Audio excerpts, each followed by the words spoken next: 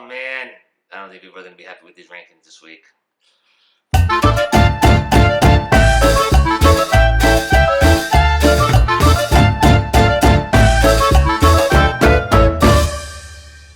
And hello Internet, welcome to another edition of the Game Addicted Show. This is the show where every week we rank teams not of the color of their jerseys, but their color of their hearts? That's not right. Anyways, this is the show where we rank teams using the VPI formula from 25 down to 1. And if you haven't heard of the VPI formula, it's because I made it up. It's my own little thing. All I do is I look at teams' strength of schedule and their opponents' total offense, defense. We put it all together and it gives us a ranking. That's it. There's no opinion, no eye test, no manipulating of the numbers. It's all straight, and it gives us a little bit of weird results in the first few weeks. So some forewarning, yes, these rankings will be wild the first few weeks as we collect more data and the rankings become more accurate as the season goes on. So tune in for a little bit of fun, because if your team's not ranked now, they may be ranked next week, and you'll understand a little more in a minute. With that being said, welcome to Week 3, College Football Rankings, VPI Edition. Hey everybody, apparently YouTube won't let me upload more than 15 minutes of video, so we're going to have to run through a few of these rankings real quickly. Ready? 3, 2, 1, go! 25. Screw them. 24. Oh, I wanted to talk about this one. 23. Fuck these guys. 22. Oh, such a good upset. And we're back. Now we lead into the Big Ten again with Michigan State. Now, I know this was a heartbreaking loss for the Big Ten and Michigan State to the Pac-12. Yes, it was. But don't worry, Big Ten fans. Your conference still is the strongest conference as of right now, and as long as Michigan State continues to handle business in the Big Ten, they should continue to move up the ranks, so plenty of opportunity in the future. Leading into everyone's favorite conference for some reason, we have Georgia Bulldogs. Now, Georgia is entering our top 25 for the very first time this season. Sorry for that squeak, that's my dog playing. And they beat the very powerhouse team of Arkansas State. Now, don't knock them, because Arkansas State was actually in our top 25 in Week 1. But that win was good enough to get them in. Confused yet about our rankings? I know I am.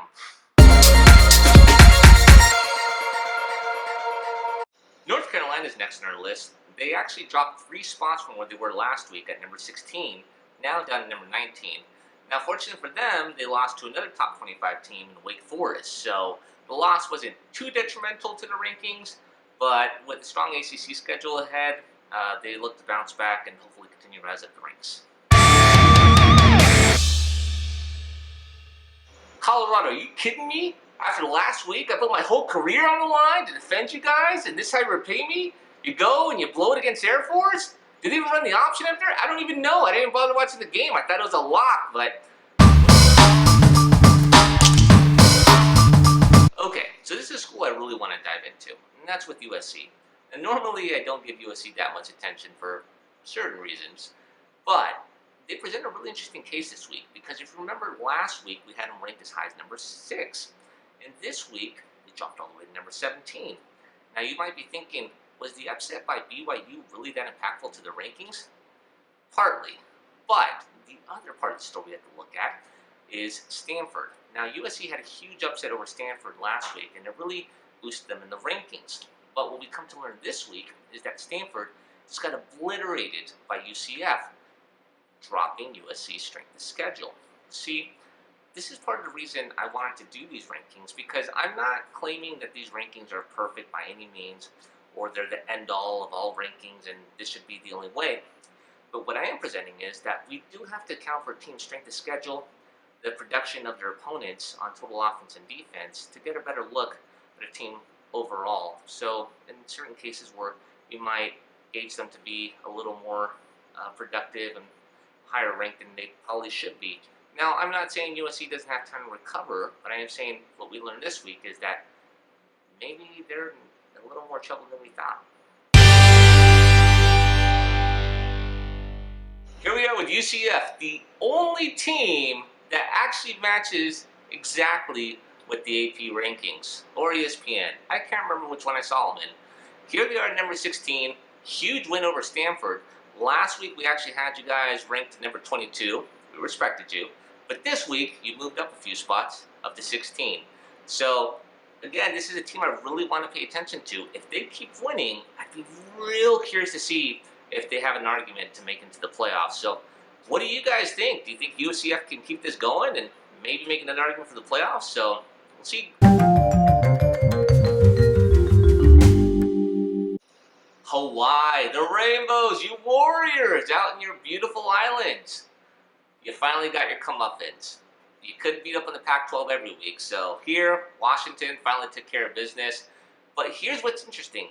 Hawaii actually moved up in the rankings in spite of this loss. How did this happen? Partly is because they lost to a pretty respectable team in Washington. So it didn't really affect them that much. But again, strength of schedule plays a huge part in these rankings. And who's the one that helped them out? None less Arizona. Arizona's upset over Texas Tech actually helped boost Hawaii. So here's a unique situation. A team loses, but they continue to climb. BYU, you finally arrived. First time in the rankings this season. So with that huge upset over USC, it puts you at number 14. And Trojans, don't feel too bad about that storm in the field. I myself had to suffer through that back in 06 in the Vegas Bowl when Kai Forbath got that field goal knuckled at the end. And BYU, the biggest surprise of that game was how fast they stormed the field. Within a blink of an eye, the whole stadium floor was all blue. Everyone's favorite team is back, SMU. I don't know how they keep ending up in the rankings. All I know is their opponents are just good enough to keep them there. Now, you did drop a few spots from last week, but here you are at number 13, and with a big matchup waiting ahead with TCU. Now, TCU is actually ranked number 25 in regular AP polls, but according to the analytics I'm looking at, you might have a shot. Now, I'm not saying this is my lock of the week, but what I am saying is watch out for SMU. I think they might be trouble. Now, here's a team everyone probably thought it was crazy for having the top 4 last week. Kentucky. Again, I am at the mercy of the formula. I have no say in how these teams are ranked, but boy, did they give Florida a run for their money. Unfortunately, that loss hurt Kentucky, probably put them more where they should be because I don't think anybody saw them as a top 5 team. But playing out throughout the season, yeah, they could end up in the top 25 by season end. So we'll see how it plays out for the Wildcats. Okay, I'm going to do something I haven't done all season, and that is be nice to the SEC. Mississippi State, I am sorry you lost to Kansas State. I can't imagine you didn't even sleep well these past few nights. But you're still in the top 25. You have a chance to redeem yourself next week. Big matchup against Kentucky. Probably didn't see that coming, but with a big win against Kentucky next week, you'll be right back in the top 10. This is the part of the video where I'm mandated to play dramatic music only. Top 10. Eastern Michigan, back again. You missed them last week. Huge win over Illinois. Do you have a problem with this ranking? Do you How did it happen? I'll tell you how. They beat Illinois. Is Illinois a powerhouse? Probably, according to these numbers they are. And now we've returned to the powerhouse that is the Big Ten Conference. Iowa just squeezing one out over their rivals of Iowa State. So that 1-point victory bumped you a few spots up in the ranking. Bammers, I'm giving you a little more respect this week. Again, mercy of the numbers, nothing personal last week, but now you're at least in the top 10. That win over South Carolina really helped you guys out. We'll see how the rest of the season plays out for you guys, but for now, you're a little more respected. Is that okay? Do you accept that?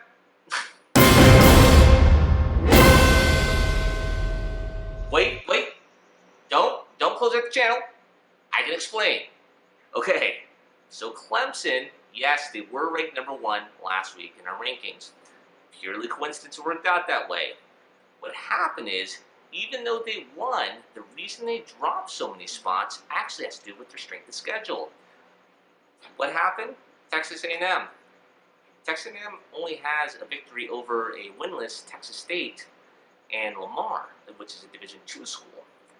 And you have Georgia Tech, who just got upset by Division II school in Citadel. So that damage to strength of schedule is what ultimately hurt Clemson this week. You're still in the top 10, plenty of time to recover. Don't unsubscribe! Wake Forest versus North Carolina. If this was a basketball game, it'd be on primetime television instead of that home game that Oklahoma had at the Rose Bowl. I don't know what that was all about. But with that huge win over North Carolina, it brought you guys into rankings from 18 all the way down to number 6. So you're in the top 10. And at least in this ranking. Hopefully that makes you feel good. Yeah? All right, moving on.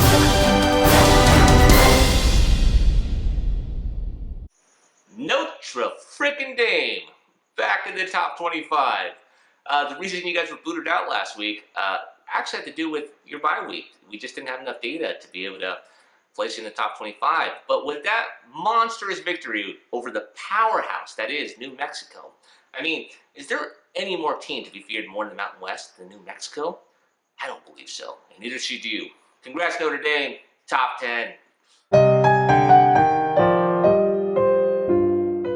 Michigan, you sat on your fat butt and you just shot up the rankings. You had a bye week. I don't know how you did it. That's just how the formula put you. So, congrats, enjoy those potato chips. Auburn, you did it to yourself. You had the number 2 spot, and you scheduled weak. That victory over Kent State actually hurt your strength of schedule. So that's why you dropped down a spot. But between you and I, you are still miles ahead of Alabama. So you keep doing your business, and you'll be all right, buddy. Wisconsin, you sat there, you did nothing, and you were rewarded for it. Number 2 this week for doing absolutely nothing, but don't get too comfortable because next week you got to get off your butt and go play Michigan. Good luck to you guys. Hopefully it plays out in your favor. Now, before I reveal who number 1 is, let me know in the comments down below who you think should be number 1. And with that being said, here's week 3, number 1 team.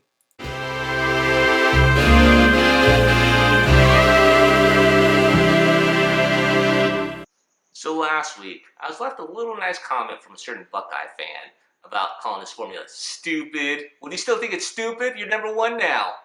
Say you're sorry, and maybe I'll forgive you. But that being said, Ohio State playing in the strongest conference for up to game 3 at least.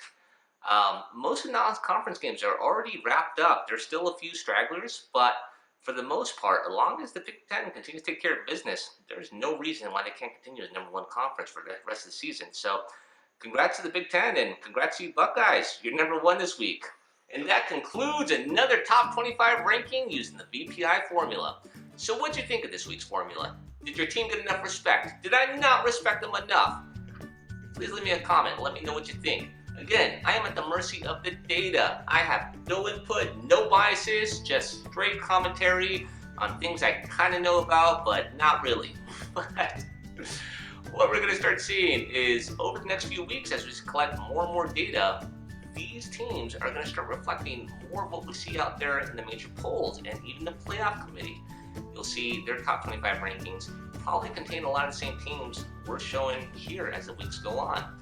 So they will be in a slightly different order, but again, this is a resume-based formula. We are looking at who you beat, what's their strength of schedule, what is their opponent's total offense, total defense. We take account all of that. This isn't based on perception of how good a team is, it's based on what they accomplished, and that's what makes this ranking, I think, a lot of fun. So again, guys, like and subscribe. It goes a long way. We have 9. We got 7 likes in last week's video. Let's try to make it 8 likes and 10 subscribers. I think that might be a little too aggressive, but fingers crossed. So thank you again for watching, and I'll see you all next week. Goodbye.